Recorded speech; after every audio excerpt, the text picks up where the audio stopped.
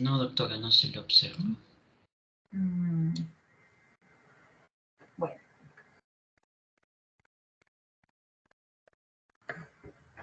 ¿Cuáles son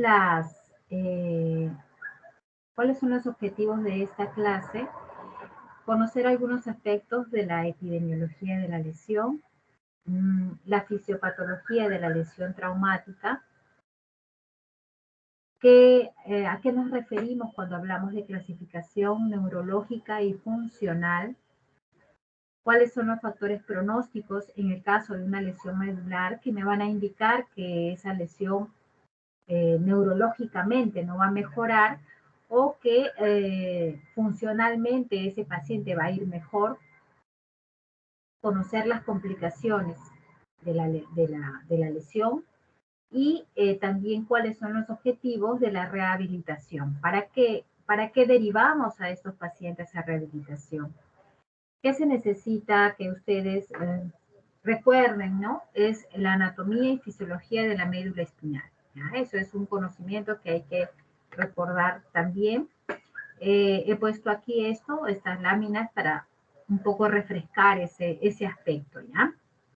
Entonces, la médula espinal, como ustedes recuerdan, seguro de sus clases de anatomía, de neurología, es la continuación del cerebro, ¿cierto? La médula espinal, ¿no? Empieza aquí en el agujero magno y va, ¿no? A lo largo del canal hasta aproximadamente L1, L2, ¿no? Ahí termina la médula, pero continúan los nervios espinales, cuyo conjunto, a partir del L2, L3, L4, hasta los nervios sacros, forman lo que se llama cola de caballo.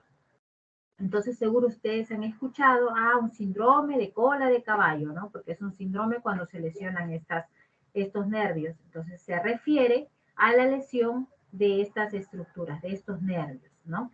Hablamos de que estos nervios vendrían a ser ya las proyecciones, digamos, de las segundas neuronas en el aspecto motor, pero encontrándose dentro, o sea, digamos, esto ya viene a ser nervio como si fuera nervio periférico, pero al no haber salido todavía del canal, estudian dentro de las lesiones de la médula espinal, ¿ya? También hay otra entidad que se llama síndrome de cono medular. El cono medular es este triangulito rojo. Este triángulo vienen a ser los segmentos sacros, ¿ya? Los segmentos. Disculpe, pero no sé si estará señalando porque no se ve nada, un puntero. ¿Ah, sí? Ay, Dios. A ver, un ratito. Veo una flechita. Ahí hay una flechita, pero ¿se logra ver la flechita? No. Sí se ve, doctora. Ah, ya, sí se ve la flechita. Ubícase, doctor, en el dibujo de en medio. ¿Ya? El dibujo de en medio es un esquema, nada más. Pero este esquema nos permite a nosotros darnos cuenta de más o menos de la estructura que vamos a tratar. ¿Ya? Entonces, este cono medular tiene los segmentos sacros. La médula espinal, en una vista, digamos, a lo largo, en una vista en un corte sagital, en una vista de todo su eje, ¿no? Se va a dividir en segmentos. Los que están aquí a nivel cervical, pues serán los segmentos cervicales, ¿no? De cuyos segmentos salen nervios cervicales, ¿no? Los nervios espinales cervicales.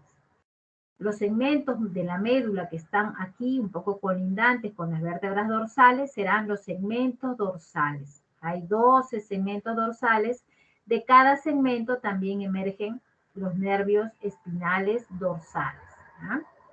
Igualmente los segmentos lumbares, son 5 segmentos lumbares, y luego los segmentos de la médula espinal sacra que se llama cono medular. ¿Ya? Entonces, dependiendo dónde esté la lesión, ¿no? Por ejemplo, si yo digo, bueno, el paciente tiene una luxofractura a nivel C5, C6, su lesión a nivel de la médula se ha dado a nivel C4. Si a mí me dicen eso, yo ya estoy pensando en un paciente tetrapléjico, ¿no? O con tetraparesia, pero una lesión cervical que compromete todas las estructuras que por debajo de este nivel están siendo inervadas, ¿no? Igualmente, si me dicen, sí, se cayó del tercer piso y tiene una fractura a nivel de T10. Bueno, entonces me estoy imaginando que la lesión está por aquí. O sea, sobre todo compromete la movilidad en los miembros inferiores, más no en los superiores. ¿Por qué no los superiores? Porque los superiores vienen siendo inervados por los segmentos principalmente cervicales, ¿no? Y el primer dorsal, ¿no? Entonces digo, bueno, este paciente no es un paciente con tetraplegia, es un paciente con paraplegia o paraparesia, si es que tiene algún movimiento voluntario. Entonces, el nivel de lesión, dónde está ubicada la lesión, me permite a mí saber cómo o qué déficit motor va a presentar ese paciente, o también me va a permitir saber hasta dónde siente, ¿no? La médula espinal tiene funciones motoras, ¿no? Transmite, digamos, pasa la vía motora por la médula espinal y lo vemos aquí, en este corte. A ver, un corte transversal. Recordando ustedes, doctores, tenemos las astas anteriores, posteriores, ¿no? Sustancia gris, están las neuronas aquí sensitivas, las motoras. Pero también tiene tractos y vías, digamos, de sustancia blanca. Unas vías son aferentes, es decir, llevan información. ¿Qué información llevan? Llevan al cerebro la información sensorial, los diferentes tipos de sensibilidad. Sensibilidad del dolor, de la temperatura, ¿no? La sensibilidad al frío, al tacto, a la posición del cuerpo, ¿no? La propiocepción. Entonces, estos fascículos, por ejemplo, aquí del cordón posterior, lleva la sensibilidad propioceptiva consciente, ¿no? Igualmente, el fascículo de la vía espinotalámica, tanto la anterior como la lateral, me van a llevar la sensibilidad termoalgésica, ¿no? Igualmente, las vías espinocerebelosas, la sensibilidad propioceptiva inconsciente. Entonces, le da toda esta información hacia las vías hasta los centros supraespinales. Cuando hay una lesión de la médula espinal, por tanto, se va a alterar la sensibilidad. El paciente no siente, no hay sensibilidad al tacto, a la temperatura, la posición de su cuerpo, ¿no? No controla la postura, no solo por el déficit motor, sino porque no siente, ¿no? No siente. Igualmente, hay las vías o los tractos eferentes, es decir, los que descienden a lo largo de la médula espinal. Tracto principal, digamos, el más representativo es el tracto córtico-espinal, ¿cierto? Que viene a ser parte de la vía piramidal que se encarga del control del movimiento voluntario, ¿no? De los músculos. Entonces, si hay una lesión de la médula espinal, sumado a la alteración sensorial, va a haber una alteración motora. Es por eso que los pacientes tienen anestesia o hipoestesia, hipoalgesia o analgesia, además parálisis por debajo de la lesión, ¿no? Por debajo del nivel de lesión, ¿no? Entonces hasta ahí tenemos sensitivo y motor. Pero además la médula espinal tiene otros núcleos de células que participan en el control del sistema nervioso o de las vísceras, ¿no? Que forman parte del sistema nervioso autónomo o vegetativo, que seguro ustedes recordarán el simpático y parasimpático, ¿ya? Entonces el simpático está representado en estos segmentos en amarillo, como ven ustedes desde T1 hasta L2. Se conoce sistema toracolumbar, porque va como que ocupa todas las torácicas hasta la L2. ¿Y de qué se encarga el simpático? Ya dijimos, es parte del sistema nervioso autónomo o vegetativo. ¿De qué se encarga esto? De controlar el funcionamiento de las vísceras de los sistemas corporales. Hablamos de corazón, pulmón, tráquea, bronquios, bronquiolos, glándulas, estómago, intestinos, vejiga, uretra, útero, vasos sanguíneos de la pared arterial, el control de la temperatura, ¿no? Etcétera. O sea, todo lo que regula en sí el funcionamiento de nuestro cuerpo que no está sometido a voluntad. Entonces, como vemos en el esquema, la médula principalmente es simpática, ¿ya? Simpática. El parasimpático solo está en estos tres segmentos y aquí a nivel del tronco que se conforma en los pares craneales. El parasimpático principalmente aquí, digamos, el contrapeso a todo este simpático que está acá viene a ser el nervio vago, ¿no? El nervio vago, que de vago, como dicen siempre nos han enseñado, no tiene nada, viene a ser el que, digamos, hace el equilibrio entre toda la médula simpática, pues el vago se va también a inervar todos estos órganos, ¿no? Junto con el simpático.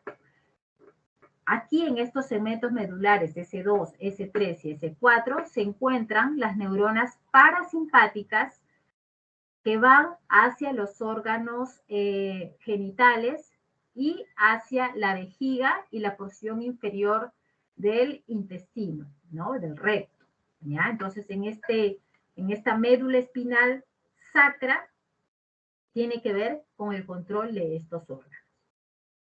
Nuevamente recapitulando entonces, se lesiona la médula espinal, vamos a tener una alteración motora con parálisis o debilidad, sensitiva con anestesia o analgesia y autonómica con alteración en el funcionamiento de todos los órganos viscerales por debajo del nivel de la lesión. ¿Ya? Sabiendo entonces qué situaciones van a verse alteradas en su funcionamiento, es que nosotros vamos a poder prevenir las complicaciones. ¿Ya? Entonces eso para recordar. Si yo tengo un traumatismo aquí o aquí, bueno, voy a de todos modos hacer una correlación. Si, por ejemplo, yo tengo una hernia del núcleo pulposo, una extrusión, una hernia, digamos, que comprime bruscamente estas estructuras que están en la parte posterior, diríamos que están comprimiendo la médula o la caudequina. La caudequina, ¿cierto? Y la clínica que me va a dar va a ser una alteración motora, sensitiva y autonómica, pero de los órganos, ¿no? Que están inervados por estos nervios espinales, ¿no? O sea, probablemente los miembros inferiores y la región del sacro, la región del perineo, ¿no? Y el control del intestino, y el control de la vejiga, y el control de los órganos sexuales. Si yo tengo una lesión aquí, de repente un proyectil, una caída, una luxación, voy a tener alteración motora en las 4 extremidades. Si es muy alta, puedo tener alteración respiratoria y también voy a tener alteraciones en el control de los órganos como digamos, los bronquios, los bronquiolos, el corazón, voy a tener hipotensión ortostática, bradicardia, mayor riesgo de hipertensiones súbitas, lo que se conoce como disreflexia autonómica. Entonces, más complicaciones. Todo lo que está por debajo del nivel de la lesión va a verse alterado en su funcionamiento. ¿Y cuáles son las causas de lesión? ¿Por qué se lesiona la médula espinal? Son 2 causas principalmente. Una es por enfermedades, ¿no? Enfermedades como, un cáncer, un astrocitoma, un glioblastoma, de repente una metástasis, una compresión de repente fuera de la médula, un mal de Pot, un absceso, una infección como una infección por VIH, HTLV1 también, o de repente una enfermedad congénita como una espina bífida, un mielomeningocele. Entonces, todo lo que son enfermedades se reúnen como una causa importante gruesa. Y todo lo que son lesiones traumáticas se reúnen dentro de lo que se conoce como traumatismos de la médula espinal, así se llama. Dentro de las lesiones por traumatismos, las principales, como ven aquí, son las lesiones por accidentes de tráfico, accidentes automovilísticos, ¿no? Ya sea digamos como peatón, chofer, etcétera, o lesiones por caídas. Otras lesiones que son referidas como por violencia. En nuestro país se ve con regular frecuencia.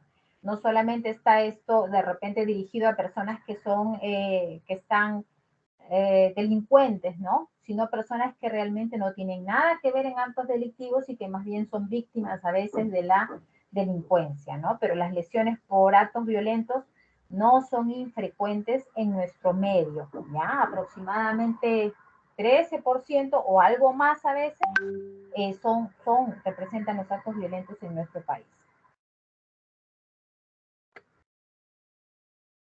¿Cuál es la fisiopatología de la lesión medular traumática? Tenemos en la lesión por trauma, por traumatismo de la médula, tenemos dos momentos. La lesión primaria, que es la que se da por el acto mismo del traumatismo, es decir, cuando se da el accidente, cuando se da la fractura, ¿no? El acto mismo se da una lesión en la estructura, tanto ósea como los tejidos de sostén, de fijación, los ligamentos, etcétera, que se va a producir en ese momento y que se han estudiado los mecanismos relacionados a algunos tipos de accidentes. Por ejemplo, tenemos pacientes, esto no es solo del libro, en realidad tenemos pacientes así, que han ido de repente a un paseo, ¿no? Algunos han venido de Cancún, así de sitios turísticos, y se han dado un clavado en la piscina, ¿no? La piscina con poca agua, y han flexionado, ¿no? Han hecho una hiperflexión de la zona cervical y han presentado una dislocación, una fractura o una subluxación anterior en las vértebras cervicales. Consecuencia, una tetraplegia. O sea, como una lesión que parece algo tan, ¿no?, inocuo como lanzarse a una piscina. Si no tiene la profundidad adecuada en el agua, no hay el agua adecuada, puede causar este tipo de lesión.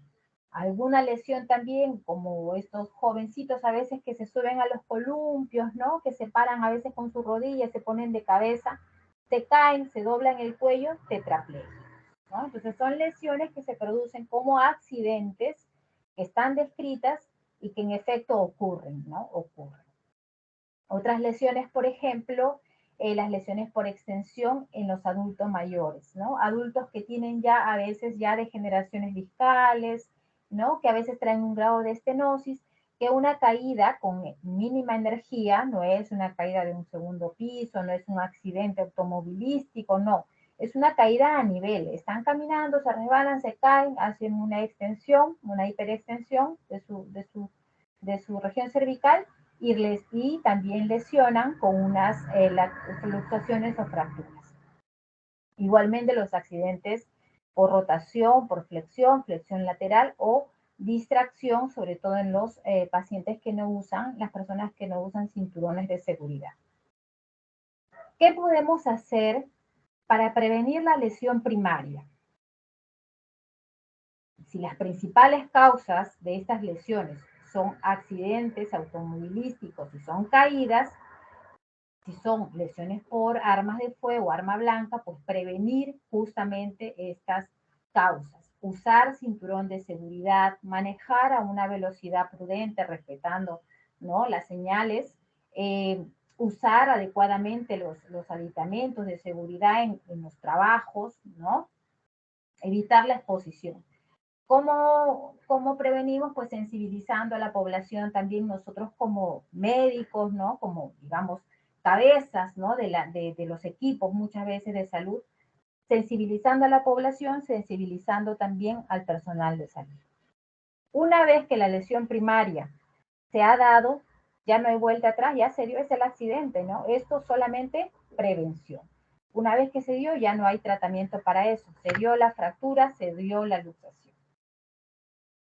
Seguido a la lesión primaria, viene la lesión secundaria. Ahí sí podemos intervenir. ¿Qué es una lesión secundaria?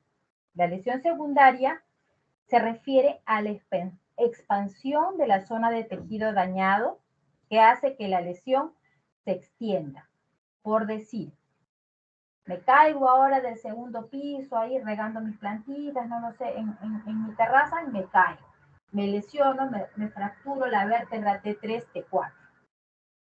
Voy al hospital, me recibe, de repente me transfiere, perdón, estoy acá, me llevan mis vecinos en una camioneta, me suben, no hacen una adecuada fijación, voy al hospital, me evalúan, pero no me dan algún manejo, me ven que respondo, me ponen una vía y me dejan ahí.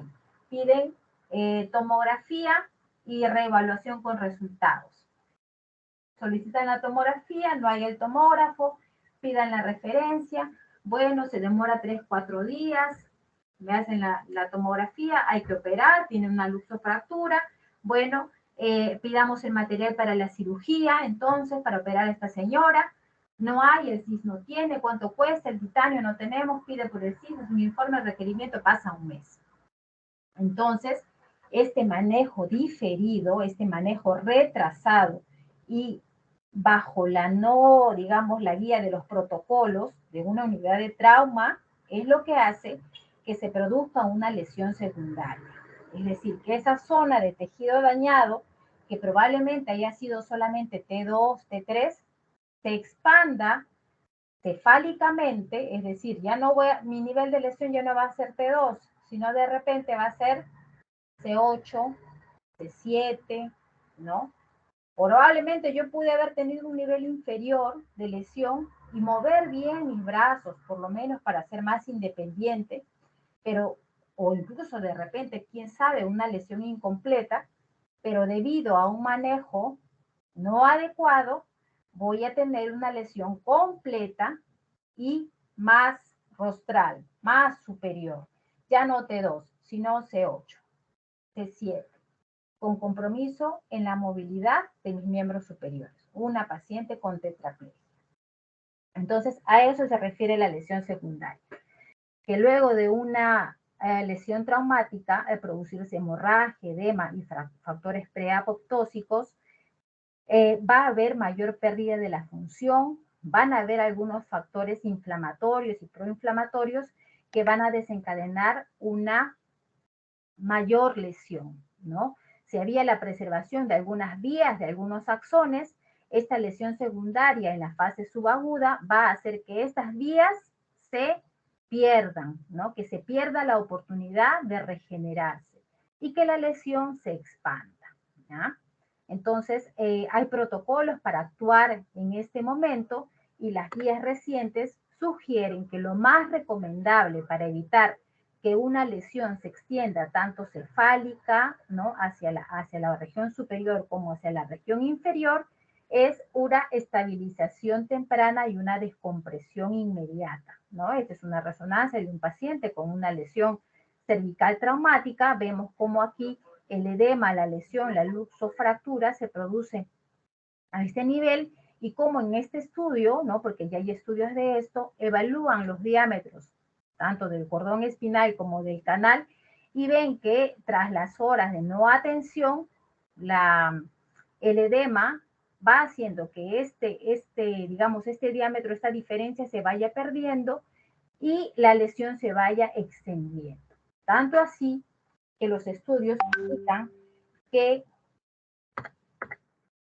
la tasa de extensión en los pacientes con una lesión medular no reparada se ha visto que puede ser de 0.9 más menos 0.8 milímetros por hora. E indica que el principal factor asociado a la tasa de expansión fue la compresión de la médula espinal máxima y el mecanismo de lesión. Es decir, que una médula comprimida, como en este caso, ¿no? Comprimida tanto por el trauma, el edema, la isquemia, etcétera, frente a un canal no distensible, como el canal vertebral con la dura madre, y dejado a su libre evolución, va a producir que la lesión sea de mayor magnitud, ¿no? Entonces, por eso que se recomienda una intervención temprana, ¿no? Dice, aquí nos dice 0.91 mililitros por hora, milímetros por hora, estamos hablando de que en 10 horas puede ser que la lesión se extienda como 1 centímetro. Actualmente las guías recomiendan que los pacientes sean intervenidos antes de las 12 horas, ¿no? Y en los países desarrollados se hace de esa manera. Ahora, en nuestro país la pregunta sería, ¿los pacientes se operan? Hay un trabajo que se ha realizado, que esperemos esté próximo a su publicación, donde se ha visto que los pacientes sí se operan, pero con menos frecuencia. Es decir, se operan menos que en otros países desarrollados, pero sí se operan. pero se operan con unos tiempos bastante retrasados, ¿no? Entonces, nosotros nos preguntamos, si igualmente vamos a hacer el gasto en lo que, digamos, implica una intervención quirúrgica, el gasto de material, salas de operaciones, salas de recuperación, personal de enfermería, personal quirúrgico, de anestesiología, etcétera, hacer el gasto en un menor tiempo, o sea, de una manera más eficiente en las horas que ameritan, iría, digamos, en menor tasa de complicaciones y favorecería una recuperación o un potencial de recuperación de ese tejido que en algunos casos podría haberse salvado. Otra causa de lesión son las lesiones por enfermedades. Tenemos lesiones por enfermedades infecciosas, ya lo dijimos, tuberculosis, VIH, ¿no? La tuberculosis puede afectar las vértebras como un mal de Pot, pero también puede afectar la médula en sí, ¿no? El mismo tejido neurológico. Causas tumorales, lesiones neoplasias que son, digamos, del tejido nervioso, ependimomas, astrocitomas, o que sean metástasis también y que hagan compresiones. Igualmente alteraciones inflamatorias, metabólicas o causas congénitas. Nosotros tenemos lo que se conoce como clasificación neurológica. Un ratito.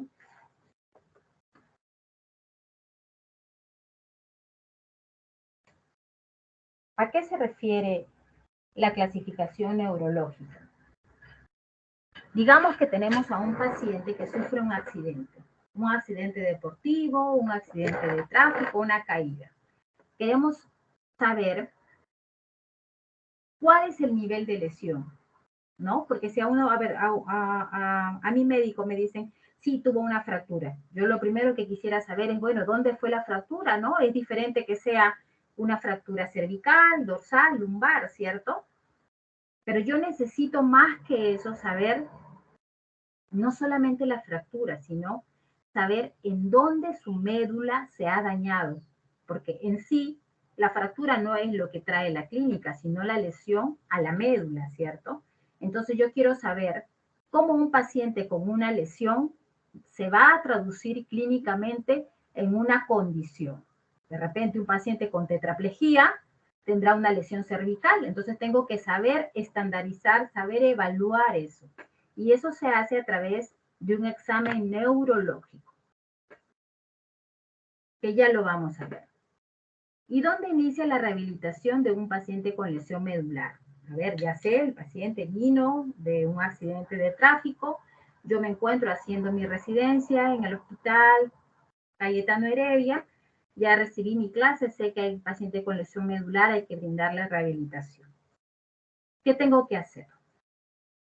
¿Cómo se hace en los países desarrollados? ¿Cómo se hace en el primer mundo? Los pacientes reciben atención de esta entidad en una unidad especializada en trauma, ¿no? O en politrauma. Incluso hay categorías para poder clasificar a estos centros en el manejo de trauma.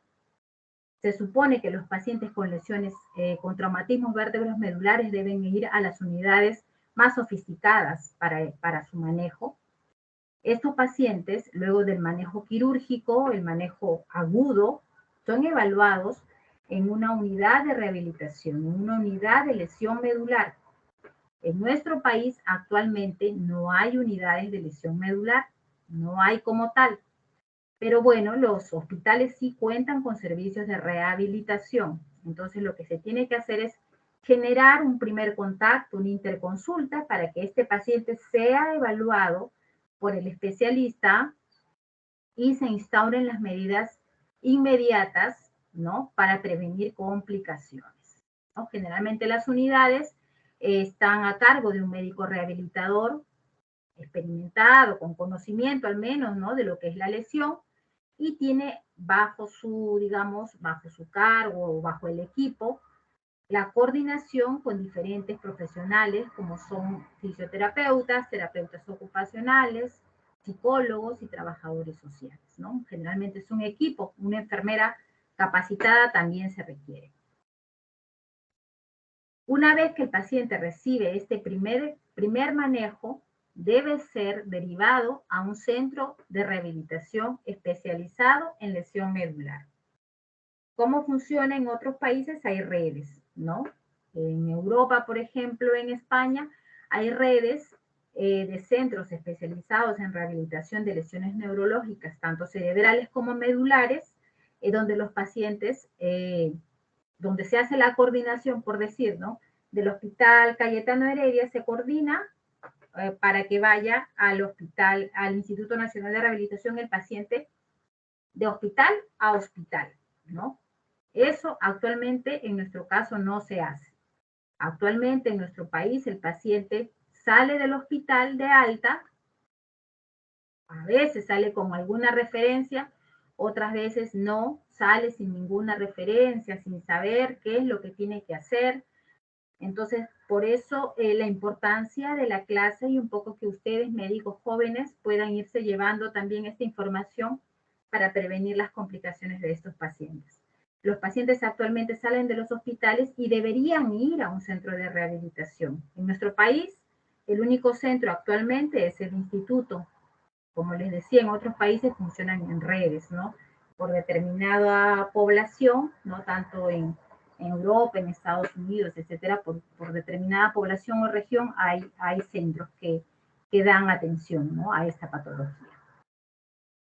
¿Cuál sería el modelo propuesto para atender a esta patología? Se entiende que es una situación crítica, importante, grave, ¿no? Entonces debe tener un manejo prehospitalario óptimo, ¿no? Con un profesional, personal entrenado en el manejo de la fase aguda, en el manejo inmediato, en poder trasladar a este paciente en unidades de transporte adecuados también, ¿no?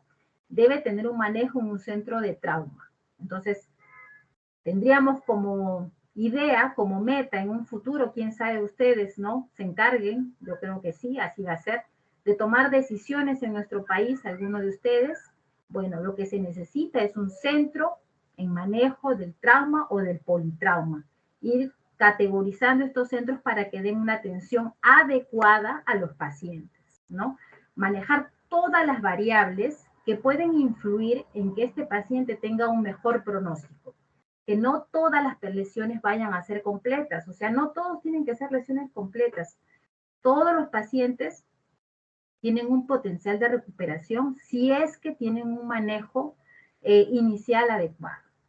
Luego de ese manejo al centro de trauma, ser vistos en una unidad de lesión medular y posteriormente acudir a un centro de rehabilitación especializado en la lesión de la médula espinal. Más o menos ese sería el modelo que propone Yang y es el modelo que se hace en la mayoría de países desarrollados actualmente.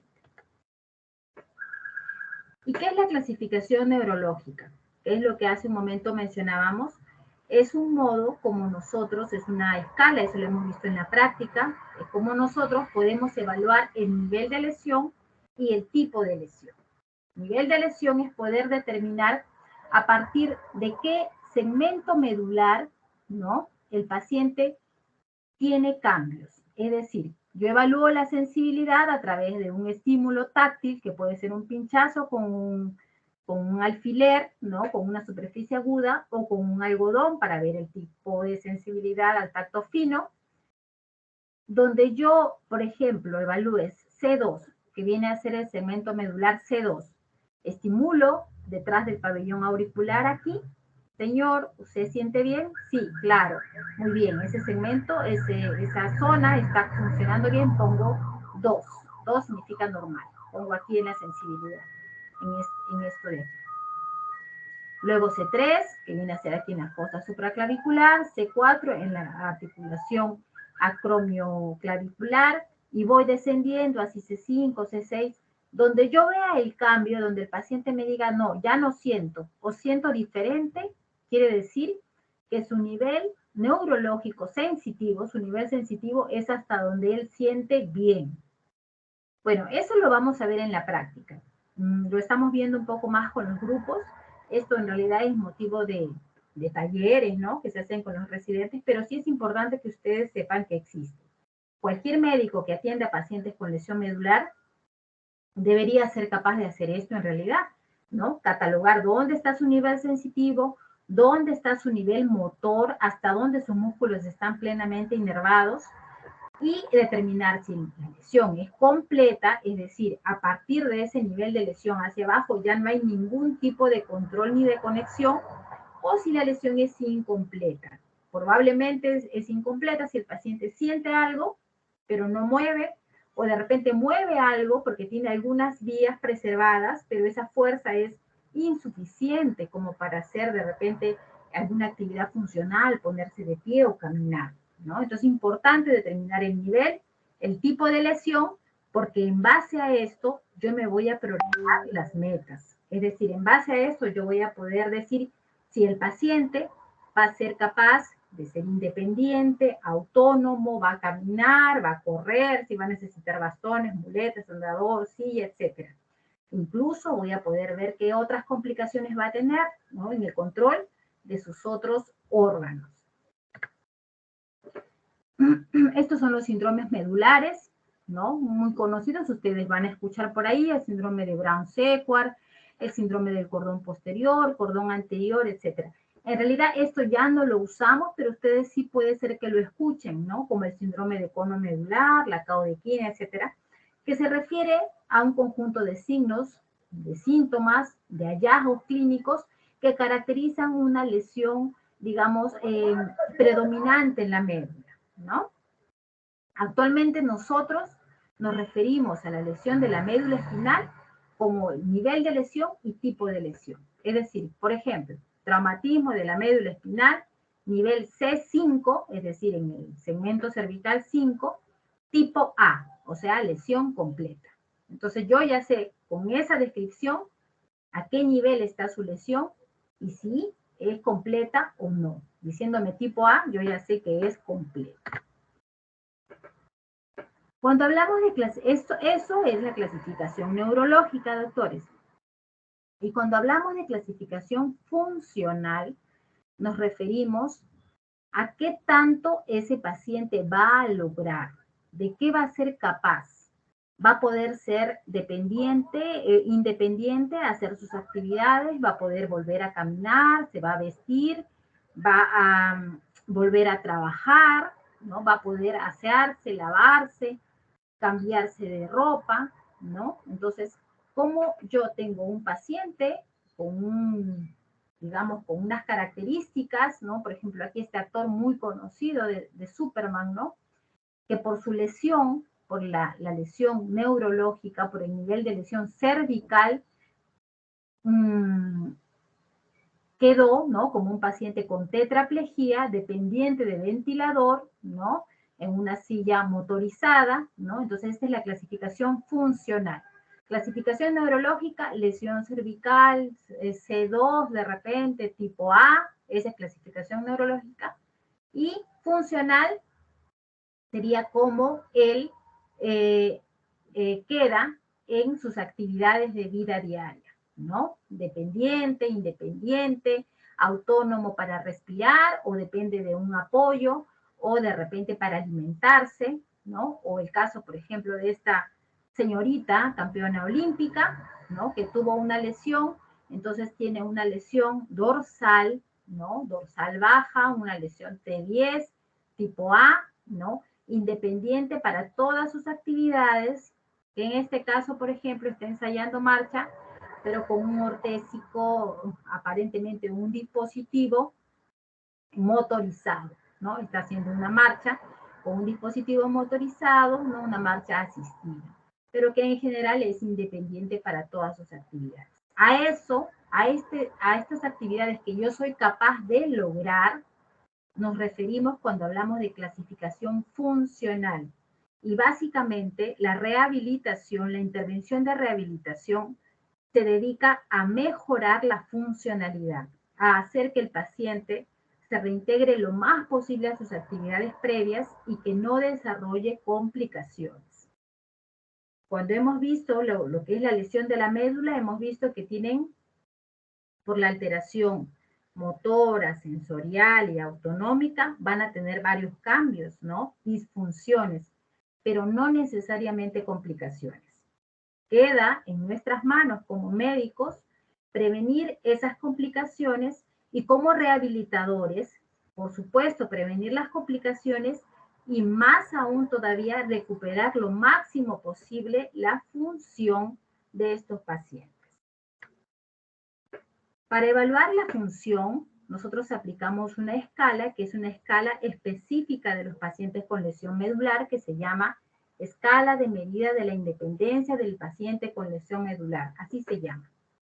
Esta escala nos permite a nosotros valorar, la aplicamos de hecho actualmente en el paciente que ingresa a hospitalizarse para rehabilitarse, cómo ingresa y cómo sale de alta. Entonces vemos si es independiente para alimentarse, bañarse, vestirse, manejar su respiración, manejar su vejiga, su intestino, pasar al inodoro, moverse en la propia cama, hacer sus cambios posturales para evitar las úlceras, poder caminar dentro de la habitación, salir a otras, digamos, fuera de las habitaciones, subir escaleras, etc. Entonces, todo esto es evaluado y esto nos da un puntaje que nos permite saber cómo recibimos al paciente y además valorar nuestra intervención, qué tanto hemos logrado que mejore, ¿no? Esta es la paciente que vimos hace un rato, la jovencita con lesión medular, actualmente independiente en todas sus actividades, ¿no? Se dedica a dar charlas motivacionales, etcétera. Los pacientes pueden reintegrarse a sus actividades previas, ya sea laborales, ocupacionales. Es el fin de la rehabilitación, en realidad, que el paciente se reintegre a su vida lo más aproximadamente, lo más cercano a lo que antes hacía, ¿ya? Entonces, ¿cómo yo sé qué paciente se va a reintegrar o va a regresar a sus actividades? Y cómo sé aquel paciente que no va a ser capaz o va a ser dependiente. Hay dos pronósticos. Cuando ustedes tengan un paciente con lesión medular, porque en algún momento nos va a tocar ver este paciente, ya sea en la emergencia, en la hospitalización, de repente en nuestro serum, ¿no? Algún pacientito que se conoce que está ahí, nos van a preguntar si va a lograr ser como antes. Bueno, se va a recuperar, es lo que te preguntan, se va a recuperar, ¿no? Y la pregunta que están haciendo ahí es sobre el pronóstico neurológico. Se están preguntando si es que esa lesión va a ser reversible, ¿no? Si es que esa lesión en la médula, esa lesión C5-AIS-A, va a retroceder para que no tenga nada. ¿Qué influye en ese pronóstico neurológico? Influye el tipo de lesión. Es decir, si es una lesión tipo A, o sea, completa, una sección de la médula, y es evaluada así desde las primeras horas, es probable que esa lesión tenga menos posibilidad de cambio. Se recomienda a las 72 horas hacer el examen. Si yo tengo una lesión tipo B, es decir, le evalúo la sensibilidad, el paciente tiene una lesión cervical, pero siente, ¿no? En los miembros inferiores, siente en los segmentos sacros, y desde las primeras horas veo que no es completa porque efectivamente siente o tiene algún tipo de movimiento voluntario, entonces digo, bueno, es una lesión que es incompleta, evaluada en las primeras horas, y tiene pronóstico de mejora. De repente, no que sea total, completa mejora, pero sí probablemente esa lesión se recupere.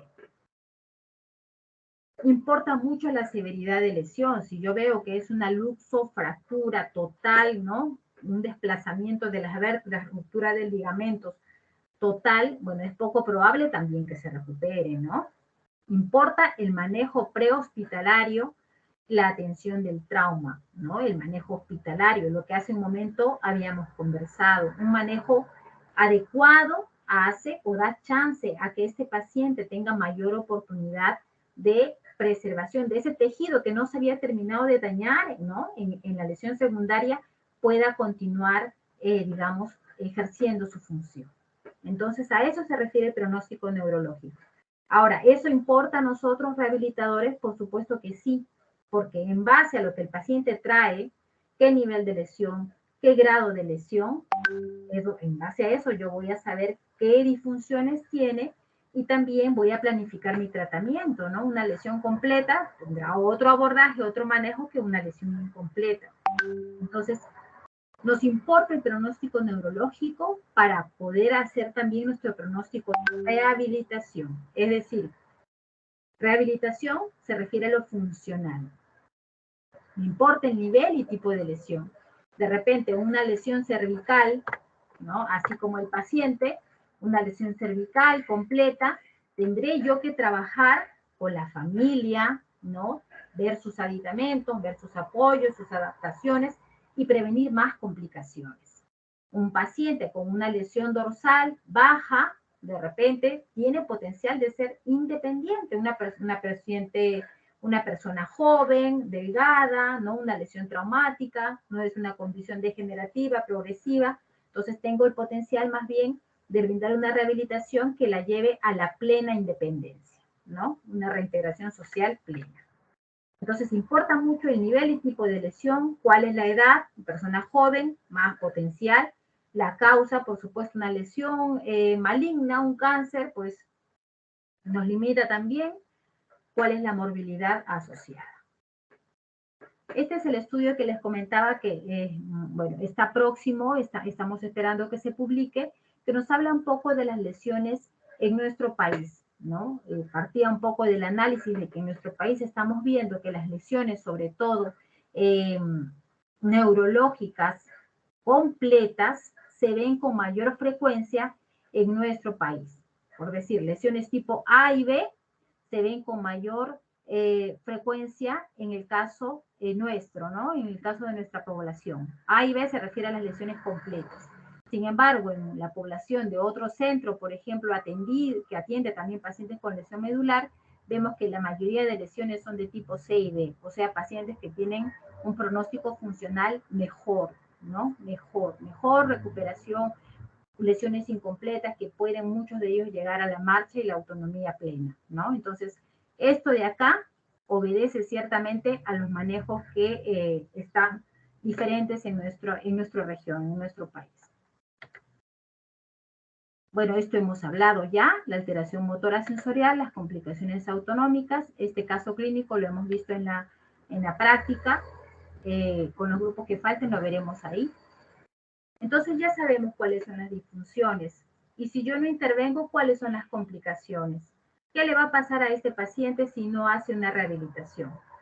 La historia natural de un paciente que no recibe rehabilitación es la siguiente.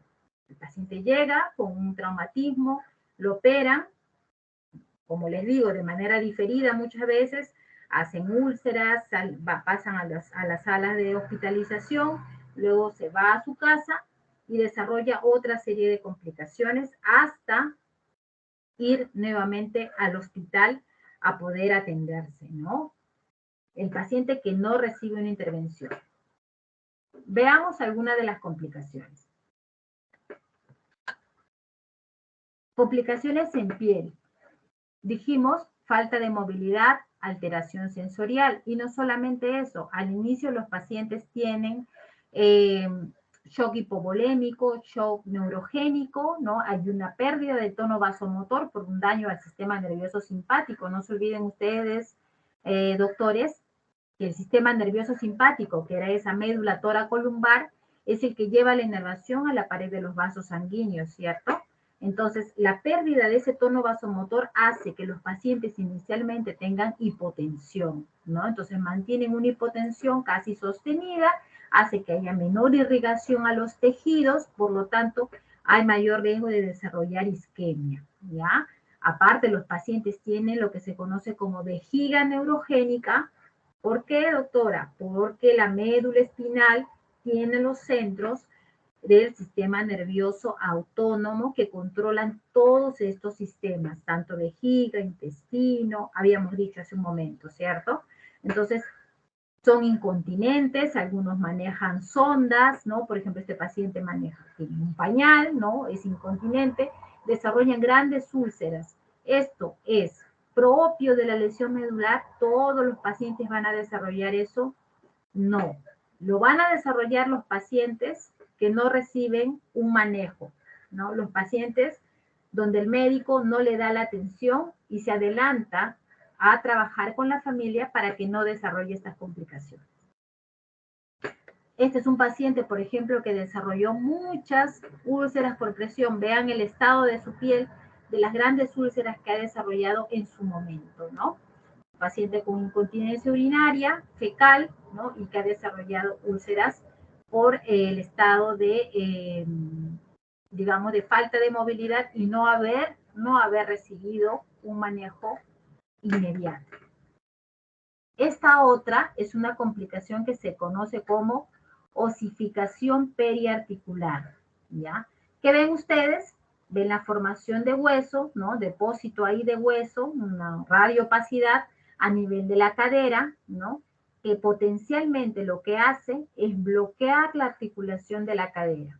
Bloquea la articulación y hace que el paciente pierda el rango de movilidad, ¿no? Este paciente, por ejemplo, es un paciente de 36 años que tuvo una lesión, es un profesor, tuvo un accidente, le tomamos esta placa, tenía una limitación en el rango, desarrolló esta complicación que se conoce como osificación periarticular, haciendo terapias, él por su cuenta, buscando mejorar el rango, porque ciertamente esta cadera no flexionaba, le ocasionan, ¿no? Porque iba a un centro por ahí cerca a su casa, bueno, le ocasionan una fractura a lo largo del fémur, ¿ya? Una fractura, porque esta osificación pues no reduce, ¿no? Muchas veces el tratamiento de esto es quirúrgico, ¿no? Esta es la osificación, ¿no? En la clínica se ve esta, ¿no? Esta prominencia aquí a nivel en la parte anterior de la cadera. ¿Cuál es la complicación que trae estas osificaciones? La pérdida del rango, impide una sedestación adecuada, no logra los 90, hay un ángulo de 45 de flexión, entonces el paciente se sienta inclinado hacia atrás, ¿no? En una vista así lateral. En una vista frontal vemos que al no flexionar adecuadamente su cadera, se inclina o da más carga al lado derecho. ¿Y qué ocasiona esto? Pues que el paciente apoye más la zona isquiática derecha y tenga potencialmente más riesgo de desarrollar úlceras por presión en esta zona derecha, ¿no? Este es un paciente que, bueno, ha estado hospitalizado también con nosotros recientemente. Lo que llama la atención es aquí la asimetría de los miembros inferiores. Este miembro inferior aumentado en volumen, ¿cierto? Es un paciente con una lesión alta, cervical. Miren, por inmersión en aguas poco profundas. Es como lanzarse a una piscina, una lagunita con poca agua. Entonces, presenta un aumento de volumen, ¿no? Hay que descartar una lesión, una fractura, hay que descartar una trombosis, porque cierto es que no han pasado muchos meses de su lesión. Y también hay que pensar en osificación. Bueno, al paciente se le diagnosticó la osificación periarticular, ¿no? Tenía elevada ahí un poco la fosfatasa alcalina. Todavía en las primeras semanas no se logra ver bien el osteoma, ¿no? Para que se forme, digamos, se forme el hueso ya más maduro, debe pasar por lo menos 3 a 4 semanas. ¿Ah? ¿Cuál es el problema con estos osteomas? Precisamente lo que le pasó al otro paciente, limitación del rango articular. A ver, les comento porque a veces estos pacientes, cuando los vemos así, piensan que es un tumor, un cáncer, los derivan, se hacen biopsia, vaya al INEM.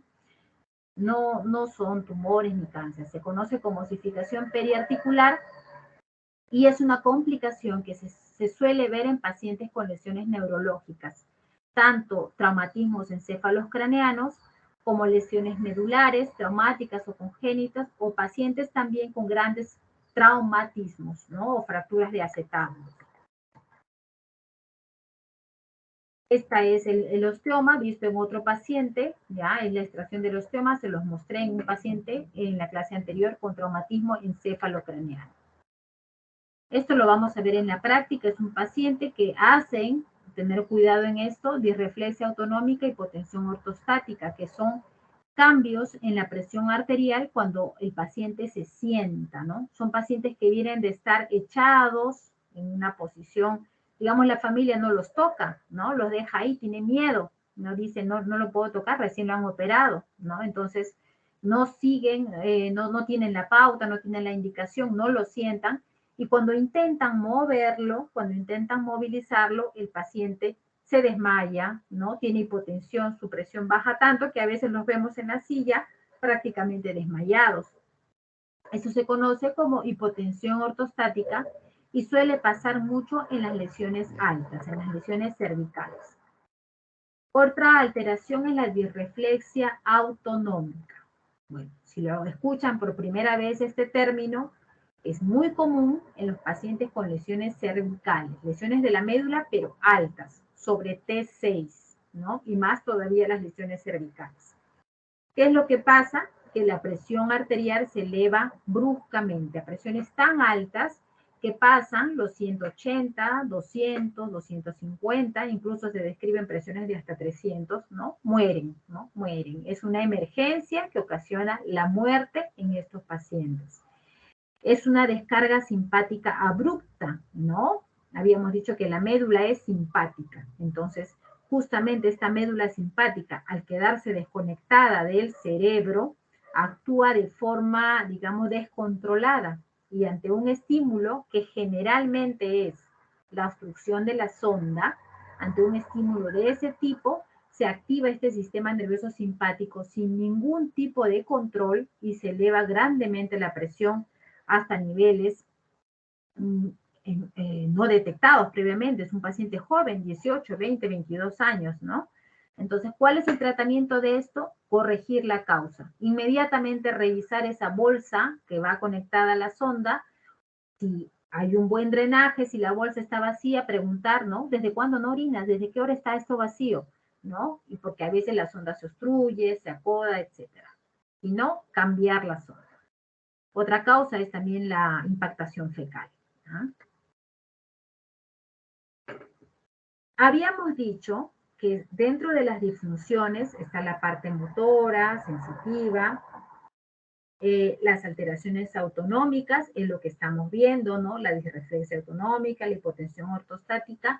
Otra complicación importante es la vejiga neurogénica, o se conoce como disfunción neurogénica de las vías urinarias inferiores.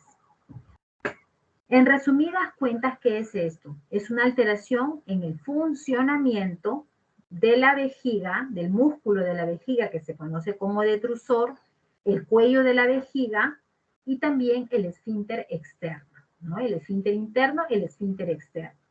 ¿Qué pasa en una lesión medular? Que la coordinación para que se lleve a cabo la micción, es decir, esa sensación que uno tiene, de repente ustedes que están ahorita escuchando la clase, no tienen la sensación, de repente uno tiene una sensación leve y dice, ya ahorita la doctora acaba y iré al baño en ese momento, ¿no? O cuando uno tiene la sensación incrementada, dice, un momento voy a dejar ¿no? Espérenme 5 minutos, voy al baño. Entonces uno siente perfectamente cuándo va a miccionar y controla eso, ¿no? Para el momento donde uno está en una situación que lo pueda realizar. Se dirige al baño sin mayor esfuerzo, hace la micción, primero se relaja el esfínter externo, el interno, y seguido a ello el músculo, que es el músculo detrusor, se contrae. Todo esto se genera a través de vías que se coordinan en el centro continuo de la micción y que cuando hay una lesión medular dejan de coordinarse. Es decir, el paciente primero ya no siente, segundo, puede ser que esa vejiga se contraiga, ese músculo intentando expulsar la orina, pero los esfínteres no se relajen. Eso se conoce como vejiga neurogénica o disfunción o disinergia de trusor esfínter. Y eso trae consigo una serie de complicaciones. Parte de la rehabilitación es instituir un manejo para esa reeducación esfinteriana, así se conoce. ¿Ya? Otro manejo que nosotros brindamos es, sobre todo en los pacientes con lesiones cervicales, dar tratamiento, ¿no? Con ortésicos también para lograr mejorar la función del miembro superior, corregir las deformidades, ¿no? Evitar posturas también que restrinjan el rango o generen contracturas, ¿no?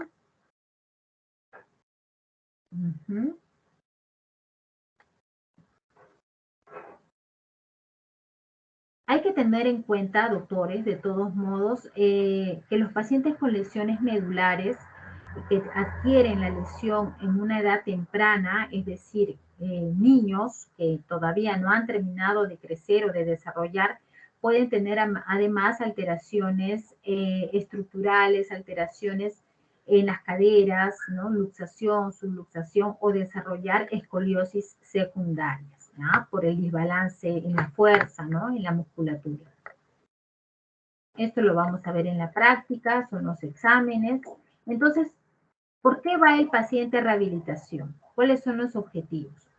Primero, mejorar la función, ¿no? Que el paciente logre la máxima independencia, si es posible, caminar. Pero no todos lo van a lograr, ya hemos dicho, ¿no? Depende mucho el nivel y tipo de lesión. Prevenir las complicaciones, esas restricciones en los rangos articulares, contracturas, acortamientos por espasticidad, el dolor neuropático, las úlceras por presión, la vejiga neurogénica que desarrolla hidronefrosis, ¿no? Todas las disfunciones que deriven en complicaciones y que nosotros tenemos que intervenir antes de que se den esas complicaciones. Disminuir el grado de dependencia al mejorar la función. Apoyar también para que el paciente, con base, ¿no? en estas mejoras también se adapte a una nueva condición, ¿cierto? Porque generalmente los pacientes salen de alta con un grado de discapacidad que puede ser, en los casos de lesiones incompletas, ¿no? Puede ser leve, sí, pero generalmente son discapacidades de grado severo, ¿ya? Y también favorecer la reintegración social y del rol. Para eso trabajamos con un equipo multidisciplinar que lo conforma la trabajadora social, la psicóloga, ¿no? Los terapeutas tanto físicos, ocupacionales, en los casos que se requiera terapia de lenguaje, se indican férulas funcionales, es decir, para lograr una función, ya sea alimentación, vestir, higiene, calzado, ¿no? Como colocarse ellos mismos la ropa. Hay férulas también para hacer su manejo de esfínteres. Otras férulas son para prevenir mayores deformidades o incluso para manejar el dolor o actividades como la higiene. A los pacientes que tienen alteración en la defecación pueden pasar 3, 4, 5 días sin lograr una evacuación efectiva. No sienten, ¿no? A ver, imaginemos que nosotros tenemos una vejiga, un intestino neurogénico, no sentimos. Tenemos que hacer la deposición, pero vamos a trabajar. De repente tomamos un enema o usamos un laxante y en el trabajo tenemos la evacuación, ¿no? Es una situación difícil, sobre todo un paciente que usa silla. Entonces, lo que se busca es que el paciente tenga una evacuación programada en un horario definido en los servicios higiénicos, no en cama, no en pañal, y con, digamos, y que no tengan periodos de incontinencia, ¿no? Sobre todo que cuando ya el paciente es consciente de la lesión, realmente el principal objetivo de los pacientes es lograr educar su intestino, ¿no? Dicen, doctora, yo no puedo trabajar si es que yo voy a ir y me voy a hacer la deposición, incluso no visitan a la familia, etcétera, ¿no? Se inhiben incluso social y laboralmente y en el aspecto familiar, ¿no? Entonces, a los pacientes se les educa para, a través de algunos reflejos, en este caso, por ejemplo, estamos mostrando el reflejo rectocólico, ya sea con estimulación digital o a través de un supositorio, evacuar las heces de modo programado, ¿no? En una frecuencia, si es posible, diario y a un horario determinado en el inodoro, ¿no? Otro es el manejo vesical, ¿no? Eso nosotros a los pacientes estudiamos, evaluamos primero la vejiga con la ecografía, la urodinamia, algunas otras pruebas, e instituimos un manejo de modo que los pacientes puedan también evitar complicaciones en sus vías aéreas, ¿no? Desarrollar insuficiencia renal. En este caso, esta paciente, por ejemplo, con una lesión cervical, está realizando su micción, está haciendo el vaciado de su bolsa colectora en el inodoro y esta paciente está colocando como una adaptación aquí, separando los muslos para hacer el cateterismo, ¿no? Un cateterismo, colocar la sonda en el meato y poder miccionar.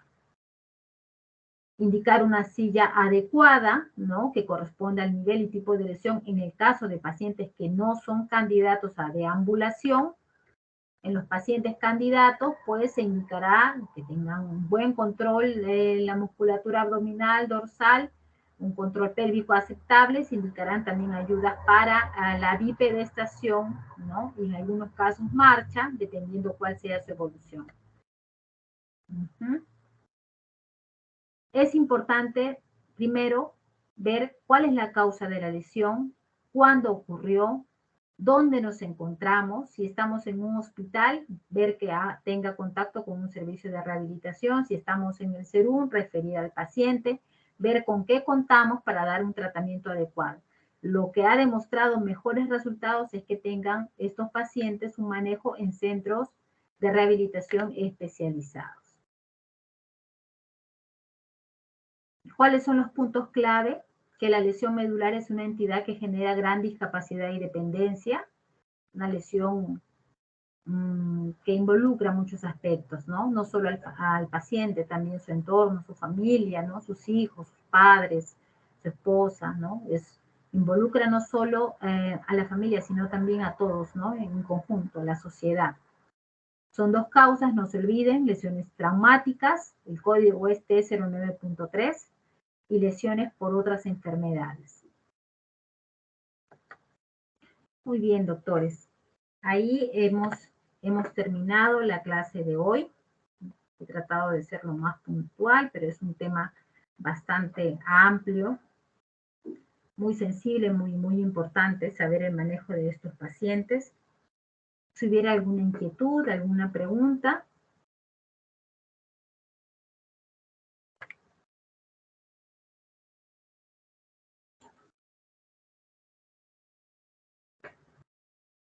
Muy bien. Si todo está claro, ha sido un gusto compartir con ustedes esta clase. De todos modos, cualquier duda que gusten en la práctica lo podremos estar viendo. Buenas tardes con todos, señores alumnos. Gracias, Gracias, doctora. doctora. Buenas tardes. Gracias, doctora. Gracias, doctora.